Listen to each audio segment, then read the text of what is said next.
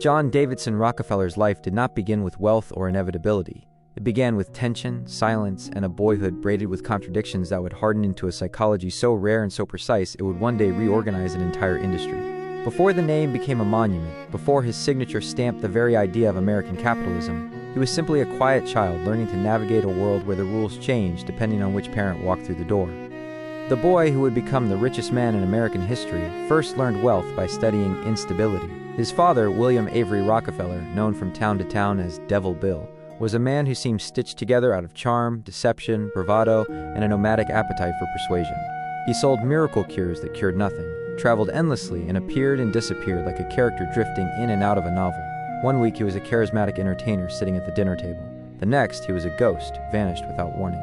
He lived by instinct, impulse, and improvisation, and young John watched all of it with wide, calculating eyes. His mother, Eliza, was the reversal of that chaos. A devout Baptist, disciplined to the core, patient, frugal, and deeply principled, she stretched every coin and treated stability as sacred. Her world was made of moral lines drawn in ink that never smudged, and her presence carried a constant quietness, like a hymn sung under one's breath. She lived in exact opposition to the man she married, and the child between them learned to balance on the fault line of their differences. Rockefeller's childhood home was not a place of drama or shouting, but a landscape of emotional contradictions. From his father, he absorbed the understanding that people were unpredictable, that promises were fragile, that human beings could smile while lying, and that the world rewarded those who stayed several steps ahead of others. From his mother, he received an unwavering belief in discipline, restraint, and the spiritual importance of order. Where one parent taught him the chaos of impulse, the other taught him the stability of routine. He discovered early that life could swing in two directions without warning, and the only safe place was the center he carved inside himself. This mixture, the volatility of his father and the firmness of his mother, created a mind that watched everything. While other boys ran, fought, played, and shouted, John observed. He processed. He evaluated. He did not speak quickly. He measured his words. He held his emotions as if they were expensive, rare things not to be wasted. The world of adults fascinated him because they moved with such predictable inconsistency, and he sensed, even in childhood, that understanding people was the first step to navigating power. He learned thrift not from poverty, but from witnessing the consequences of poor decision-making. He learned patience from the exhaustion etched into his mother's face. He learned suspicion from the empty chair at the dinner table when his father vanished for months. And all these lessons shaped him into a boy whose internal world was far older than his age. By the time he was 10, he had already developed his defining habit. He wrote down every penny he spent. He kept records not out of obsession with money, but out of fear of the unknown. Money, to him, represented a form of control his childhood lacked. If he knew where every coin went, nothing could surprise him, and if nothing surprised him, nothing could hurt him. Control became his quiet religion. Hard work for Rockefeller was not noble, it was necessary. His first jobs were small, scattered tasks, digging potatoes, raising turkeys, helping neighbors, hauling whatever needed moving. But he treated even these tasks with a rigid seriousness that confused adults. Where others saw chores, he saw the early architecture of self-sufficiency. Every coin he earned was not just saved, it was honored. It meant safety. It meant power. It meant that he could stand slightly farther away from the instability that had shaped him. He was 14 when he discovered that numbers steadied him the way faith steadied his mother. Mathematics, ledgers, accounts. These were not just school subjects, they were tools that revealed how the world truly worked. Numbers were honest. Numbers did not lie or disappear or charm you into trusting them. They told the truth. They were the one language his father couldn't manipulate. During adolescence, Rockefeller began to form a psychological law that would define the rest of his life. Emotional people lose. Disciplined people win. He saw how emotion made his father unreliable, and how self-control made his mother formidable. He saw how impulsive decisions led to instability, while thought-out choices led to permanence. Everything he would later build, his business strategies, his negotiations, his investments, even the tone of his voice, would come from this early conclusion. To him, calmness was not a temperament, it was a strategy. At 16, he left school and began searching for a job with a seriousness that stunned even the adults who interviewed him. He walked from office to office, ledger in hand, determined, silent, polite, and immovable. He was turned away dozens of times.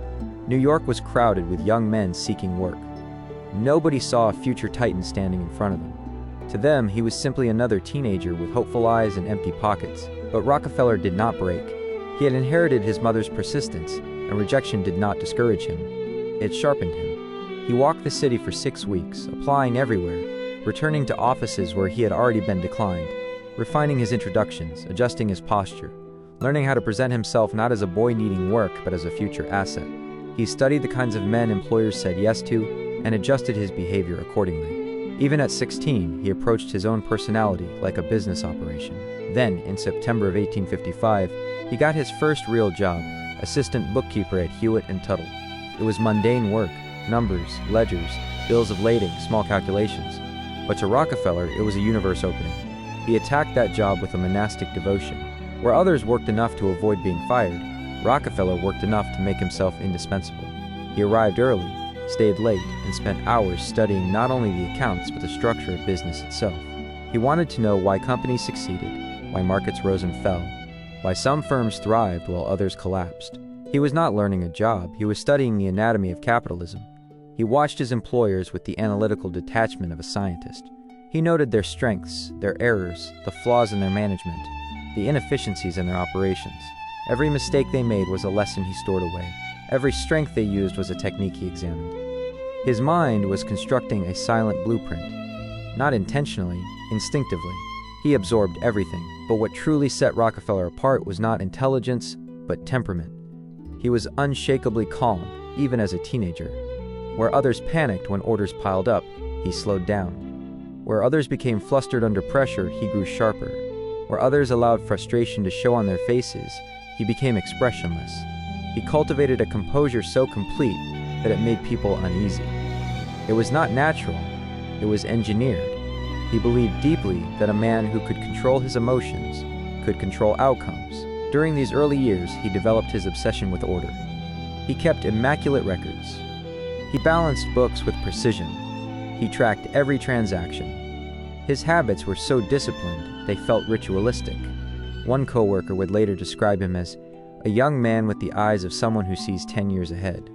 He worked not with desperation, but with destiny. Still, Rockefeller's road to wealth was not linear.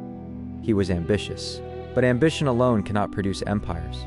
What truly differentiated him was his ability to see patterns before others saw trends. He recognized that the world was shifting. Railroads were expanding. Industry was growing. The economy was moving from small artisan work to large-scale operations.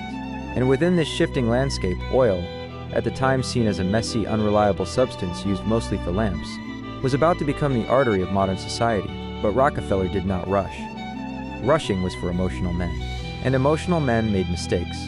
He saved money quietly, invested modestly, studied markets, waited, observed, prepared. He formed a small partnership, not in oil, but in produce, building trust, experience, and capital. He mastered the art of negotiation. He learned to read people with surgical accuracy. He learned to predict human behavior in business settings. He noticed that most people had tells, signs of fear, excitement, hesitation, uncertainty. He learned to exploit those tells. Never loudly, never aggressively, always with calmness. Everything in Rockefeller's life up to this point was preparation. Not conscious preparation for dominance, but subconscious preparation for stability. He wanted power, yes, but more than anything, he wanted safety. Safety from instability, safety from poverty, safety from unpredictability. He did not pursue wealth as a luxury. He pursued it as a necessity. Wealth, to him, was not an accessory. It was armor. By the time oil entered the national consciousness, Rockefeller was ready in a way nobody else was. He understood the chaos of markets better than men twice his age. He understood discipline better than men with twice his experience. And most importantly, he understood people. How they panicked, how they overreached, how they gambled, how they miscalculated. He built his early strategies around the one psychological truth he had learned as a child. Most people defeat themselves long before their competitors defeat them. The psychology that would eventually create Standard Oil, crush competitors, dominate an industry, and produce unprecedented wealth was now fully formed inside him, long before he had the resources to act on it. Rockefeller's empire began not with oil, but with a boy watching his father's unpredictability and his mother's discipline, and deciding that his life would be governed by neither chaos nor emotion. It is impossible to understand Rockefeller's wealth without understanding this internal architecture. The quietness, the restraint, the suspicion, the discipline, the hunger for control, the fear of instability, and the absolute belief that calmness would always outperform aggression. These were not traits he adopted as an adult. They were traits he developed as a child, fighting to make sense of the world. And so, long before he ever refined a drop of oil, long before he negotiated with railroad barons, long before he built pipelines or trusts or monopolies, Rockefeller built something far more powerful, a psychology engineered for dominance. His story was only beginning.